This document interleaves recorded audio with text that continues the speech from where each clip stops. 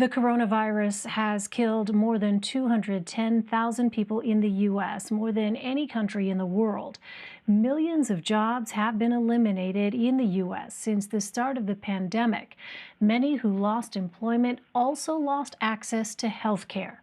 On Monday, President Trump returned to the White House from Walter Reed Medical Center. In a video on Twitter, he appeared to continue downplaying the severity of COVID-19.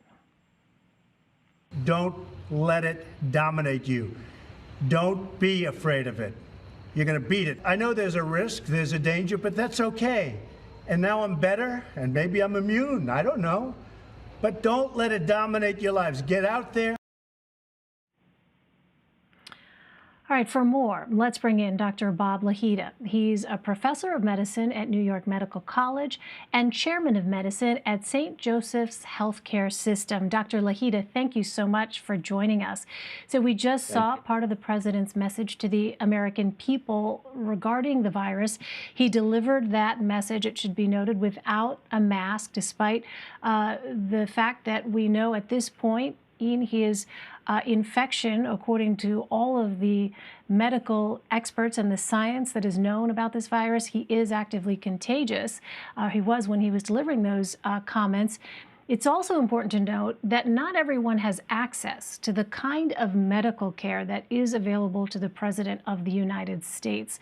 As a medical professional, Dr. Lahita, what goes through your mind when you see that message delivered in that way? Well, we now know that the virus is transmitted by droplets, but we suspect from what we've learned over the past few days that aerosolization, which means that this aerosol can go beyond 12 feet, is a likelihood. The WHO said that about 2 weeks ago. We discussed that regarding the CDC also mentioned that, Dr. Redfield, that this could be aerosolized. We now believe that it is. So to speak to anybody without a mask, I mean, I don't know who the cameramen, et cetera, were with the president, if there were any. I hope they were all wearing masks because he is still infective, as you said, and we don't know when he got the infection, and he's barely 10 days out. So, and the larger message here, Doctor, when he says to not let this virus dominate your life, there are many people that look to the president's words and actions for guidance. Again, based on what you, as someone who's actually treated COVID-19 patients, have seen this disease do, the ravages, the toll that it can take physically. What do you make of the message that the president is trying to send to not be afraid, to paraphrase him, of this virus? Well, I think the president is sending a message that is a little bit unusual since he should be wearing a mask, social distancing. He's 74 years of age. He has done remarkably well so far with this infection. I can't say that that's going to continue because, you know, we know that patients that we've treated have done exceptionally well for the first couple of days and then relapse maybe as long as a week to 2 weeks later with hypoxia. President's lucky because he's got the mini hospital in the West Wing, which will watch his pulse oxygenation and make sure that he does okay. But if you don't have that and you're at home and you're watching him and you decided, well, I'm not going to wear a mask anymore because the president says I don't have to, that's a bad thing. We know that in the New York area here, there are areas that are hot spots, and Governor Cuomo has decided to make those areas red spots and close down businesses again when there are spikes. Well, guess what? The White House has had an infectious spike, and for all intents, it should be closed down, which means that people should all be wearing masks, keeping at least 6 to 12 feet away from each other, and washing their hands with frequency.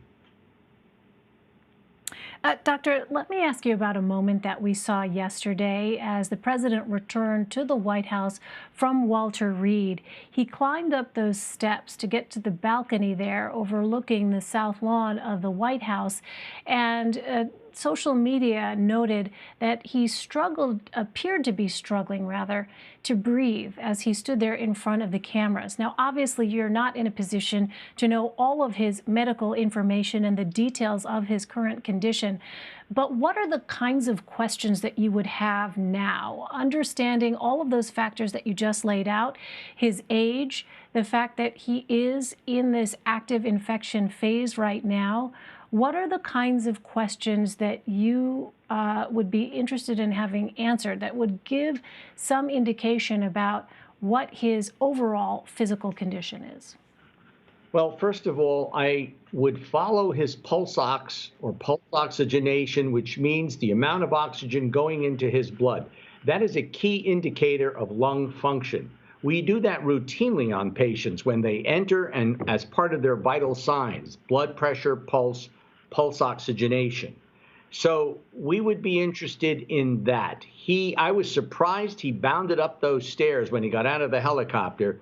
And, you know, we have to understand he got a dose of dexamethasone, better known as Decadron, which is an extremely potent steroid given only to those who have impending lung disaster, respiratory disaster.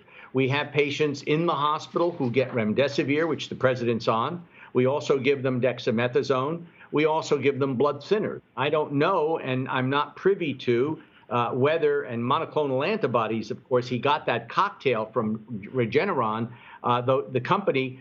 It was experimental, not FDA approved. He got all of those preparations, and right now I'm hoping that the president is in good health, as he appears to be. I cannot say that this is a good thing to have him bouncing upstairs instead of staying where he is with regard to his health and staying in his room, being isolated from the other members of the staff, etc. So that's what I would do. I would definitely quarantine and isolate him and tell him to get as much rest as possible. And I'd watch his vital signs for at least the next 3 days while he's on the remdesivir, for sure. Let me ask you about a vaccine. The White House has just agreed to the FDA's guidelines for vetting a coronavirus vaccine. So how will that vaccine vetting process work now? Well, remember, let's start off with pharma. Pharma agreed a few weeks ago to never, it sounds like a good wine, never release a vaccine before its time. 4 of the companies have now completed phase 3 testing. They're going to say there's going to be a 2 months waiting period to see if any adverse effects happen with those patients who have been tested. And a 5th company is about to finish phase 3. So we have a lot of effort here and a lot of these companies coming to the end of their clinical testing period. Now, each of those companies has their own review board, which will look at the data and review the data. And that review board consists of experts, scientists, doctors of medicine, etc. That then goes, after they approve it, they send that to the FDA, which has its own review board. Now, this is not the advisory board. This is the review board to decide whether there's enough data and safety to go to the advisory board, which is a committee that doctors such as myself sit on. We go over the data and we approve or disapprove of the vaccine. So it's got 3 stages to go through after finality of testing. And I do not think that the White House is going to be able to subvert the normal process of approval. It means very clearly that this vaccine is not going to be around before Election Day, for sure. All right, there has been a great deal of confusion and mixed messages on whether or not that would actually happen. But you've clarified how that process works. Dr. Bob Lahita, thank you so much for sharing your insight with us. Thank you.